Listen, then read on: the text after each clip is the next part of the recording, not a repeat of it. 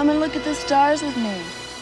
In Attack of the 50-Foot Woman, this swimming pool is just the right size for an evening bath. But the scene gives Daniel Baldwin a whole new perspective. Are you all right? Perspective is the key word here. The illusion of a giant Daryl Hannah is created with one of the oldest visual effects in the book, forced perspective. Where do I look? Look a little to your right. To your right. What at first appears confusing makes perfect sense when seen through the camera's lens. Coming up, we'll meet Hollywood effects wizards who have used forced perspective to create cinema giants. And we'll see how these same special effects have been used to create some of the screen's tiniest characters. Today, size is in the eye of the beholder on Movie Magic. California Chardonnay.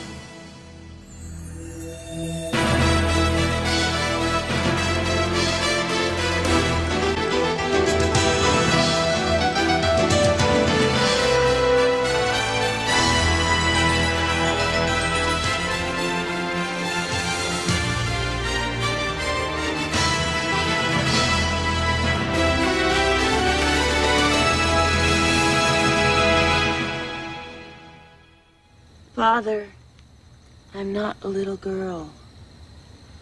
No, you're not. Daryl Hannah plays Nancy, who grows into a very big girl in HBO Pictures' Attack of the 50-Foot Woman. Daryl will spend much of her time on this movie next to miniature sets atop a 10 to 15-foot high platform. And action. Good night, Father. Good night. Cut. Very nice. Hit a moth. Major moth action here. The visual effect that makes Daryl and even an unwanted moth appear huge is called forced perspective.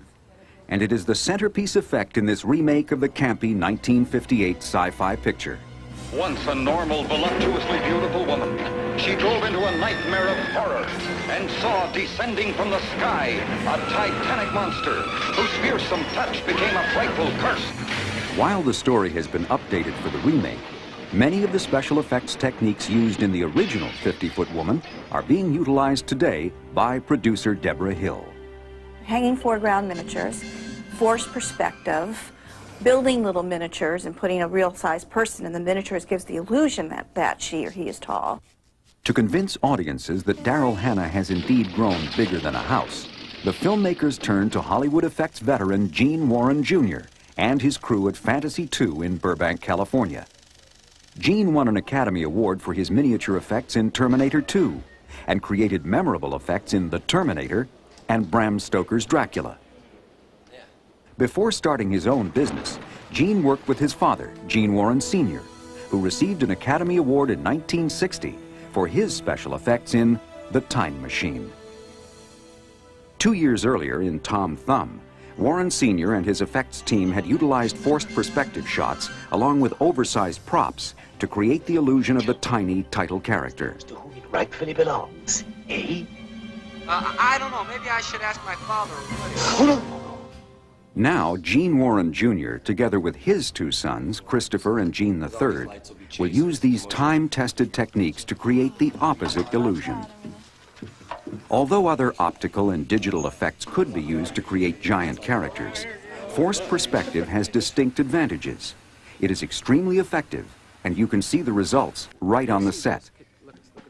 Basic principles of forced perspective is that in the photographic process, relative size of objects is determined not necessarily by their place in space, but in their apparent scale. For example, to make Daryl Hannah appear larger than Daniel Baldwin, she will be positioned on a raised platform in front of the camera. Daniel will be positioned in the background. The farther away he is, the smaller he appears in relation to Daryl. In Attack of the 50-Foot Woman, the setting for one of the most dramatic forced perspective shots is the swimming pool at Nancy's father's mansion. In order to achieve a dialogue scene between the bathing Nancy and her husband Harry, Gene Warren and his crew had to build an exact miniature replica of the full-size swimming pool. Dano, do you have a 12-foot piece of speed rail there? Accurate measurements of the pool were scaled down to create the illusion of the giant heroine. Since she's 50 feet tall, the pool is built on a 1/8 scale. To shoot this scene, Daryl Hannah sits in the miniature pool atop a 15-foot-high platform, on which the camera is also mounted. Daniel Baldwin stands next to the real pool, about 100 feet from the camera. By utilizing enough light on set and the proper camera lens, Gene is able to create a long depth of field, meaning that the objects in both the foreground and background stay in sharp focus. Thus, the illusion that the giant Nancy and small Harry are actually very close to one another. I was wondering about something. Wondering about what? The brick line along the edge of the pool's deck makes a perfect dividing line between the miniature and real pools. When lined up in camera, the two blend together seamlessly on film. There, look a little to your right. To your right. That looks pretty good right there, and then Daniel would just look up a little bit more. Since the actors are not occupying the positions they appear to be on film, getting them to look each other in the eye is a challenge. Eye line is the most difficult thing in perspective shots. That's the giveaway usually. The eye line is off and it subliminally something is thrown off. People kind of start going, well, this isn't working. We just kept trying to get it as close as we could. Daryl Hannah and Daniel Baldwin were great at that. This 3-minute scene will take 2 days to shoot. For each shot, including several on the opposite side of the real pool, the platform with the miniature pool must be moved and realigned with the background. There's your toe. Right. Maybe right toe. My favorite effects shot is the shot where Daniel Baldwin is walking down a path in a garden and the camera pans, and then into the shot we see Daryl in the swimming pool. That was the very first major master shot on the pool scene, and therefore we were setting it up while the principal unit was shooting indoors in the house. And I would have that little bit of extra time in order to put a larger foreground set to cover an area. To accomplish a camera move with forced perspective, the camera must be mounted so that it pivots on the point within its lens where the light focuses. This is known as the nodal point. When the camera pivots on a nodal, it can pan and tilt, and the background and foreground will stay married to each other. It's seamless, and it's a huge wide shot done in the camera, and it's just my favorite shot because people are going to say how'd they do that.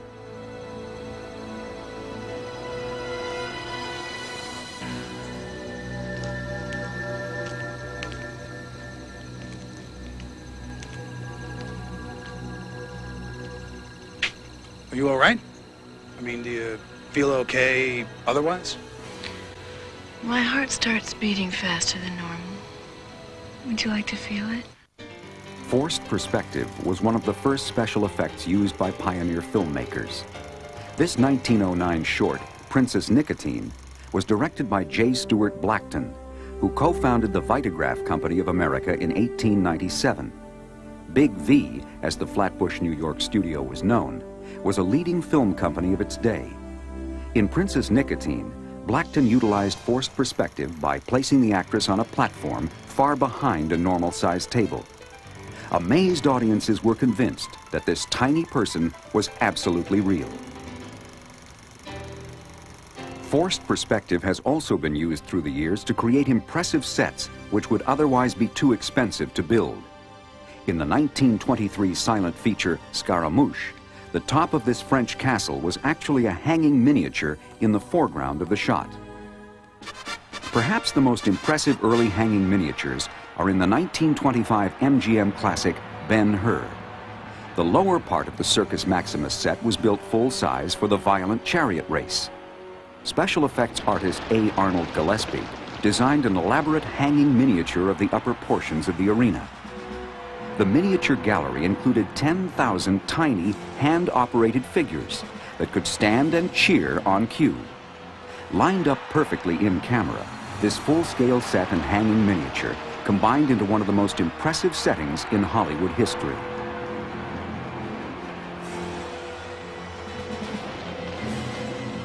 Gillespie worked on more than 600 pictures during his 50-year career and won 4 Academy Awards for special effects. His use of forced perspective and oversized sets in the 1940 science fiction thriller Dr. Cyclops is still considered one of the best examples of these in-camera effects. Forced perspective played an important role during the 1950s with a batch of low-budget pictures about giant mutants and tiny characters. In addition to the original Attack of the 50-Foot Woman, there were such B classics as The Amazing Colossal Man, I don't want to grow anymore. Attack of the Puppet People, See, a baby doll take a bubble bath in a coffee can. and The Incredible Shrinking Man. Incredible, because every moment the terror mounts. A much more prestigious film was Disney's 1959 musical fantasy, Darby O'Gill and the Little People. Academy Award-winning effects artist Peter Ellenshaw supervised what many consider the finest example of forced perspective on film. Ellenshaw designed Darby O'Gill to be shot on one huge stage. The difference in the actors' sizes was due solely to their distance from the camera. The biggest problem was throwing the perspective, throwing the focus, because you had to focus both on the background and in the foreground. And it was very difficult, because you had to have an enormous amount of light. We had to use so much enormous light on the set that eventually it blew the circuit breakers in the Burbank power station, and they never let us put that much light on again.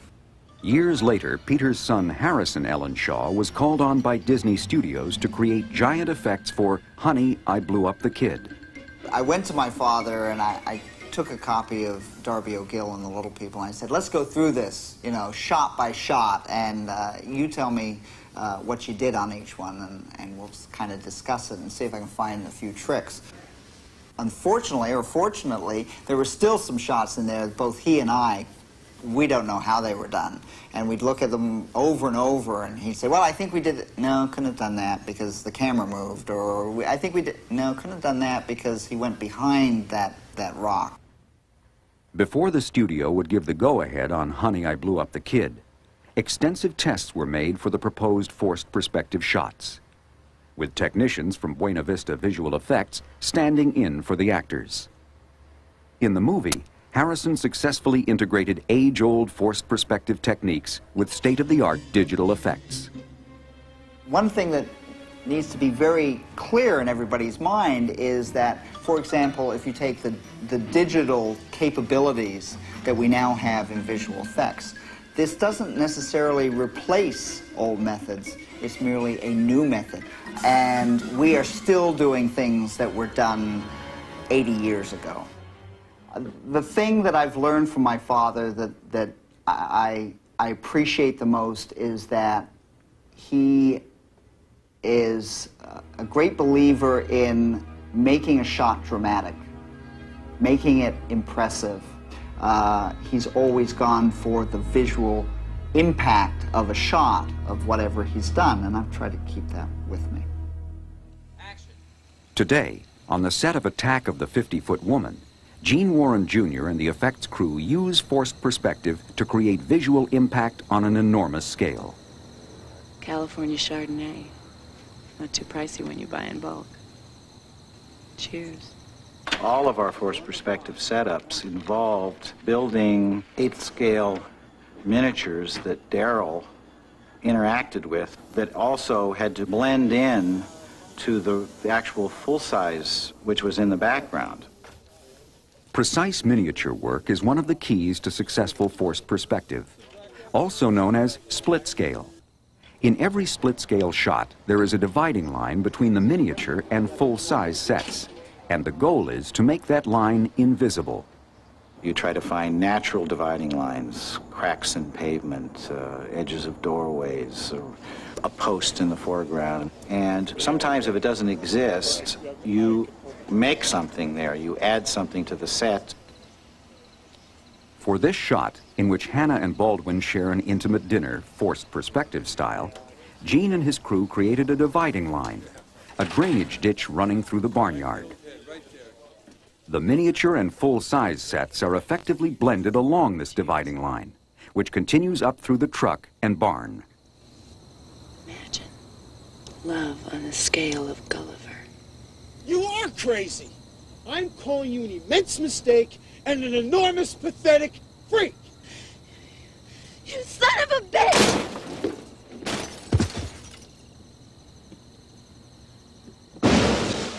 You were sad before. Now you're just a big joke. If you knew half what Honey Parker knows... I'm gonna pop your head like a little Concord grape! Man.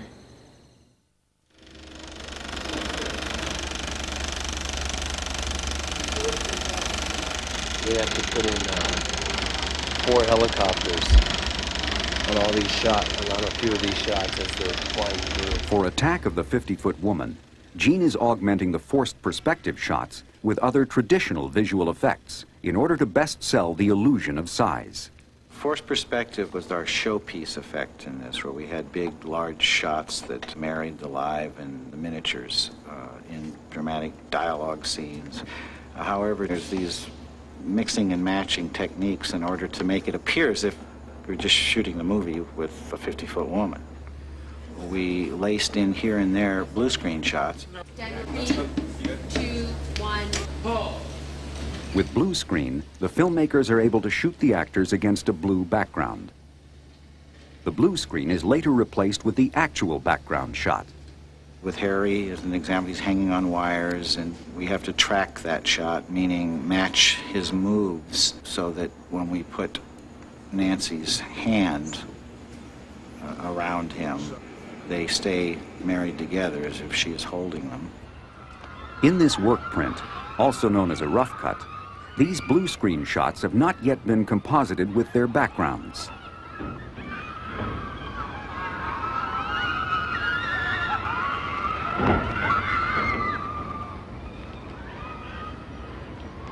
Miss me? I don't suppose you want to hear my side of this. Another way the filmmakers create the illusion of size is by shooting split-scale sets and optically compositing the two sides of the screen. So it's a little larger. For this scene inside the barn, the right side of the screen was shot first inside the real barn. Then the next day, Daryl was shot inside a miniature barn. These split-scale shots are followed by a forced perspective shot to complete the giant illusion. Forced perspective almost always involves miniatures. For the scene in which Daryl Hannah falls and crushes a barn, Gene and his crew have built a second miniature barn set made of balsa wood. Man.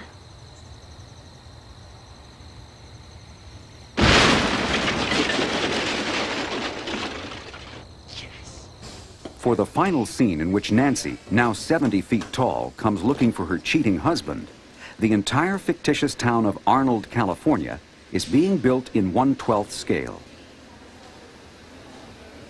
The buildings are modeled after actual structures in the Southern California towns of Taft and Maricopa, where location shooting took place. Hundreds of trees, streetlights, and telephone poles must also be constructed, along with miniature cars and other convincing details. This tiny town is built indoors at Fantasy 2, with each city block measuring 35 feet long and 22 feet wide. Now, you're not going to put too many of those together and then still have something behind it and beyond, and the desert and the horizon and mountains and the night sky. So to achieve this within a limited amount of space, beyond the town, we started sloping up the desert to force the perspective. Hundreds of miniature Joshua trees and thousands of tumbleweeds were made in 3 scales. By placing the larger ones closer to the camera and smaller ones farther away, the horizon appears to extend for miles, when the entire desert set is only 10 feet deep. After 3 months of design and construction, the town is built and ready for shooting. There is even a 1/12 scale model of Harry's Porsche. And of course, Harry himself. All this will help create the illusion of a giant Daryl Hannah. Harry. Finally, on film, the special effect is brought to life. The result is a totally believable 70-foot character. The most exciting part of the work is the satisfaction at the end. If you can fool your peers, if you can fool the audience, and if people wonder, number one, how it was done, generally you have a successful shot. Every job is a little different, new challenges, learn new things, figure out how to make it work. Forced perspective may be one of the oldest tricks in the visual effects book, but it can still be as effective as the days when Gene Warren Sr. made Tom the size of a thumb. Today, effects wizards like Gene Warren Jr. and his sons are able to utilize the same techniques, proving that size is in the eye of the beholder. And in this high-tech era, Attack of the 50-Foot Woman continues the tradition of some of the earliest special effects used in motion pictures. The doctor said it's all right as long as I don't get too worked up. That's an important thing to remember about not getting too worked up. In the end, Nancy gets her husband to herself. Harry gets what he deserves. And thanks to forced perspective, we get some rather large-scale movie magic.